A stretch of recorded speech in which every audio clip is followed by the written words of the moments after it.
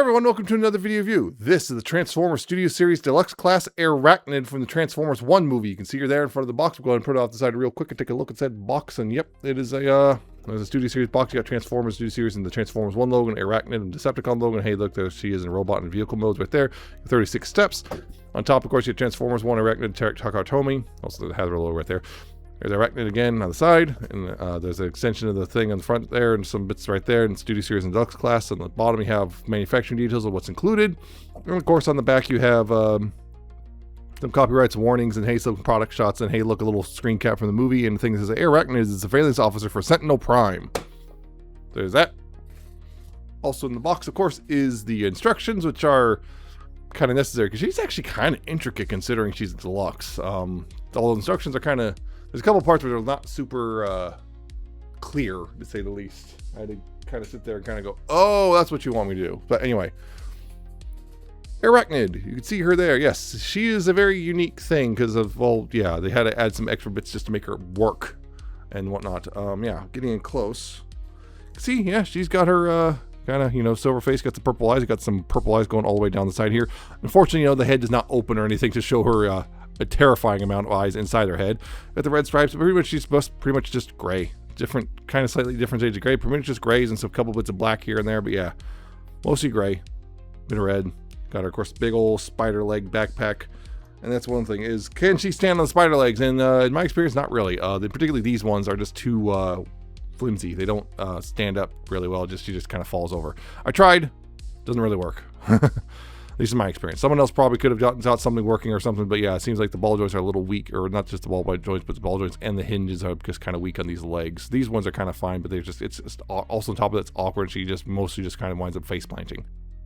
Another thing, they did change the design a little bit. They added these little heel supports because, well, it kind of needs them because, well, without it, she'll just fall over. But good news is it looks like she will fall over anyway. Yeah, she's actually pretty solid. I'm surprised. Right now she's leaning back a bit, but yeah, she's actually pretty solid, which is nice. She has, yeah, just a solidity, which is surprising considering her design. Yeah, she generally looks pretty good. She might be a bit on the small side because, yeah, I think they made a mistake and they made her a little too small, but, But generally, she looks really good, and she's kind of impressive for what they pulled off in the deluxe price point. But for posability, her head, ball joint, I think. Yeah, so left and right, up and down. Lots of waggle right there. Her shoulders right there, all in ball joints. You got full rotation right there. You got outward right there, only about that far. Her elbows on a ball joint, so it goes that far forward, and also can rotate there as well. Wrist can't do anything. There is no waist because she transforms, but here at the hips, there's ball joints that go kick forward pretty far. Back, well, kind of gets a little hindered by the backpack, but you can get around it like that. Outward, you have pretty much, well, if you get these bits out of the way, you can get a lot of outward, but yeah, the problem is that's kind of makes you putting these out of the way, and that kind of looks a little weird. But yeah, if you leave these in place, you only pretty much get that much. Down here, you do have a swivel right here, as well as a hinge, about that much bend. And down here, you do, I guess, have that joint as well, but yeah, that's mostly for transformation, but you do have that joint. And of course, the backpack stuff right here, there's a whole bunch going on here. You got this can swivel and rotate like this. Right here on both sides, you got this hinge, you have this hinge, you have this hinge, you have this hinge. And right here, you have a ball joint right here, so you can rotate and move forward and back and up and down a little bit. You have a hinge right here. Be careful because if you hinge it the wrong way, it doesn't like that. Pretty much that's the extent of outward, or else it'll pop itself out usually. But you have a bit of forward right there. You got this hinge right here, which can move. There's a click point right there as well. But yeah, you can move like that. So yeah, you got a decent amount of posability, but not amazing amount of posability considering. But and also on top of that, some of her backpack bits do get a little in the way sometimes, but also her sculpt in general gets a little in the way, but generally not too bad. And she comes with, well, 2 accessories, namely 2 little pistols things, which are done pretty much in just silver and gray. And she can, you knock her over. She can either just hold them in her hands like this, hold them in her hands like that if you want, or there's a peg hole right there on the arm, and you can also just peg it in right there. I guess you could also peg it on the shoulders, but arm guns are cooler. There, yeah. Pretty straightforward. So there you go on that. Yeah, not a bad looking robot.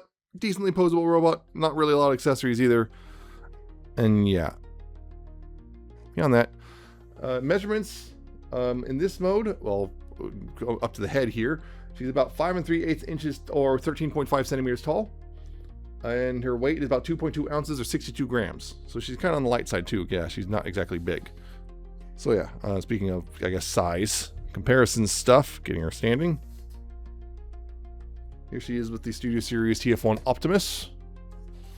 Yes, I'm going to be trying to hunt down the Orion packs that's just hitting stores, I guess. I'm going to see if I can find that soon, hopefully. So that. Here she is against Lita 1, right there. Also standing kind of funny. There we go. That. And here she is next to her boss, Sentinel Prime. There's that. Yeah, I'm not going to bring out the other TF1 guys because it's just a lot. I got to get through these reviews. I'm way behind, as you might know. But yeah, anyway. So that's it for robo mode. So we're going to go ahead and get her into her alt mode. So first things first, right there is that, well, you're supposed to take these off. You don't have to. You can actually leave these on, which is nice. But yeah, or at least on the arms anyway. So first thing is get this bit right here. You take this bit and bring this up right here like that. Go and tab this piece right here, and you rotate it like this so the hollow bits, I guess, line up like that. And this is going to be on this back side. Right here, you take this disc and you bring it together like this and clip it like that. And you take these rotors and bring them out like this so it looks like a plus, a curvy plus, like that. And then from there, what you want to do is untab this from the backpack and bring this out right here. You want to open up the chest panel right here and then also extend out the arms like this, and like that. Yeah. You bring this whole assembly, with including the head, into here like this. And you bring this up on this assembly right here. And you want to also get these kind of out of the way, the lower legs. Get those out of the way like this, and then bring this forward, and this right here, this little tab will go into the back of the head like that. And on top of that, then, after that, on top of that, then you'll take once that's all positioned, you'll take the chest here, and this will tab into the top of the head like that. Like so. And then right here, what you want to do is you want to rotate these legs. You want to rotate them back like this. Actually, before you do that, yeah, that's what I think for a second. Order of operation. Yeah, right here, you want to collapse this in and collapse it in like this, and then rotate it back like that, so it's sitting. You can see it's sitting like that. Same thing here. You collapse this in like that, and then getting that out of the way, rotate it in like this, and you can see right here, peg and hole.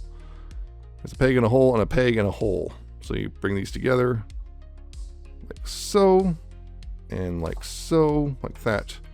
Make sure this is all the way up like that. Kind of having it sitting like that. Then with this bit right here, what you want to do is kind of bring these out like this, kind of make this circles like that. And then rotate this right here like this. And then bring this in. You can see there's these tabs right here which will line up with these slots right here. This is the part they don't make clear right here. So you want to basically, this tab will go into that slot and this tab will go into that slot. And it's a little bit of a pain sometimes, particularly with this. You have to kind of brace this thing so that it can actually go in like that. So like that. I want to bring that out a little bit. Yeah. Then again, rotate this thing around like here, like so, and do the same thing. Just tab it in on this side as well, like that. And go ahead and bring these together, and right here you can see these little things will kind of come together like that, and that forms a weird little helicopter thingy? The rotor? Yeah. Weird rotor thingy. Now with the arms here, what you want to do here is bring out this panel right here. You want to bring this out and then rotate the hand around. Make sure to go this way because the hand won't clear if you rotate it the other way. Bring it down right like this and close this back up like that. Same thing.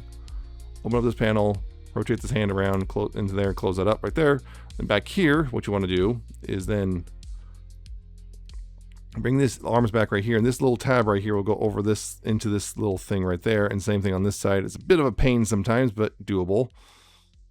Like that. Bring those in, and then right here the arms will come together. You see there's a tab and a slot, and there will be also a tab and a slot, and there's these two tabs right here, which will go into little slots on the bottom of the arms. So you bring the arms together, tabbing them together like so. And then you go ahead and right there, you bring them down over those tabs, and they'll more or less just kind of lock into place. Like so. Now, as for the legs, what you want to do here is you want to bring this bit up right here, and that will tab into the knee. And same thing, tab in the knee right there. Then go ahead right here. You can see there's this bit right here. You just untouch that, detach that right there like that. You see there's this bit right hinge. That's that hinge right there. You bring it down like that. You bring out the thigh covers like so, like that. You go ahead and bring the leg up like this, and then you rotate this part 90 degrees, and then you bring this down a little bit so it can then rotate 180 degrees like that. And then you bring this into the side right here. See, there's these two tabs right here, and there's slots on the legs, and you just bring it in and tab that in right there. And same thing, rotate this around, rotate it here 90 degrees, and then bring this down so you can rotate this 180 degrees. Bring this out, and then, you know, tab the leg into the side of the thing, the torso right there. Then right here, what you want to do is take these and rotate them 180 degrees right there like this, or like this. I'm not trying to accidentally pop them off the ball joint. Yeah, bring this around, rotate that around, rotate it around like this, and then bring it around here. And there's these tabs right here you can see, which go into little slots on the bottom of these things like that. And you can see, just tab in like that. Like so, you go ahead and bring these forward so the guns are facing forward. And with that, you have Airachnid in her vehicle mode.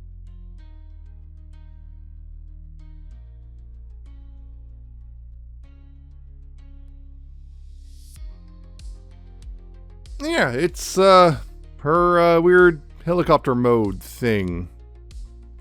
It's a weird helicopter or vertibird. I don't know what you would call it. Yeah, it's a weird. Yeah, it's a weird thing.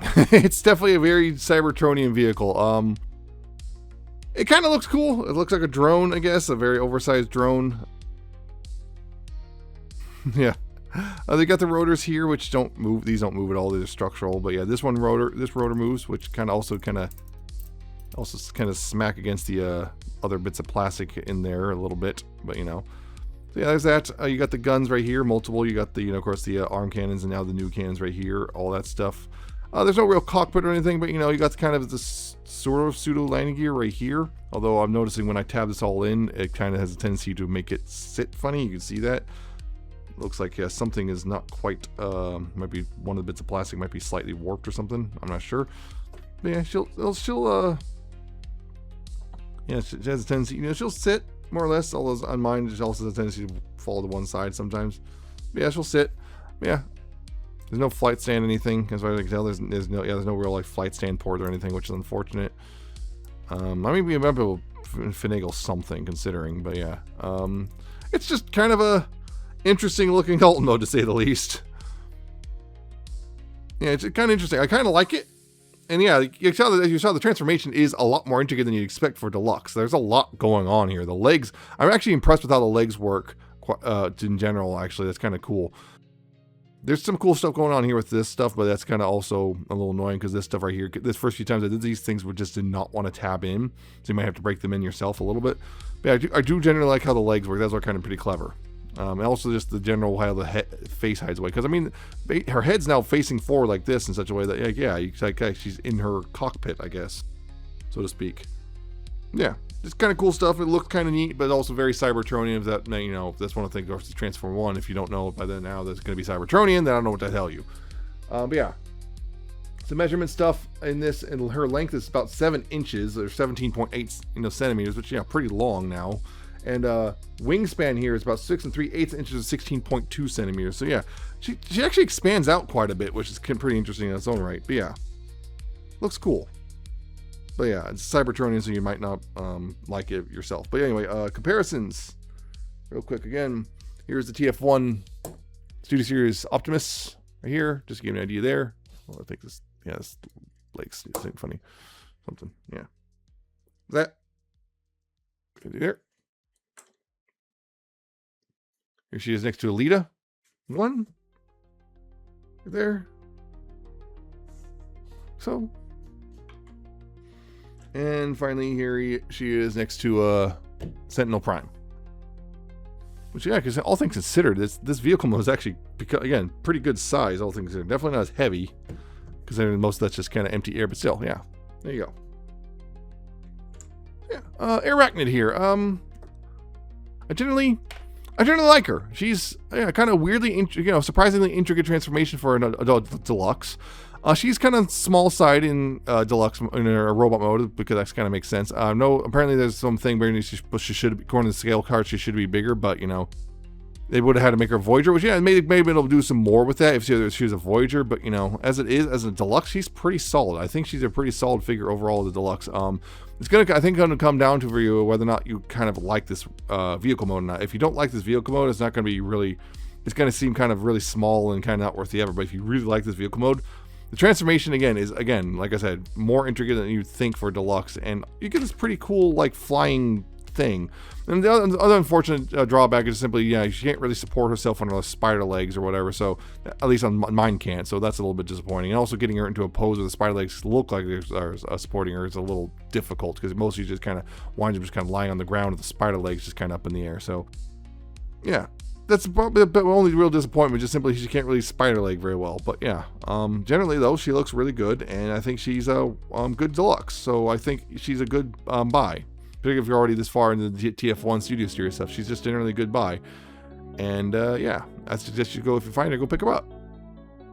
So that's it for this review. I hope you find it informative and entertaining. Hope you like, comment, subscribe. Check out my social medias down in the description and at the end of the video. Check out my Ko-Fi and my Patreon. I shall see you next time with another video review.